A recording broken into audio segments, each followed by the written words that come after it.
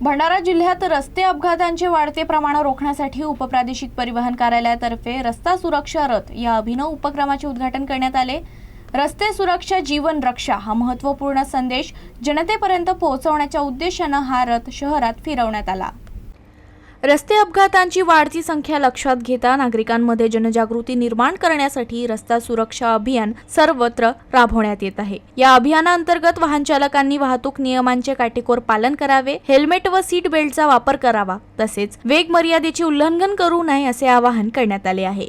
या अभियानात वाहतूक पोलीस परिवहन विभाग आणि विविध सामाजिक संस्थांचा सहभाग आहे। ठिकठिकाणी जनजागृती फलक, पथनाट्य, पत्रके वाटप तसेच वाहन चालकांना प्रत्यक्ष समज देण्यात येत आहे।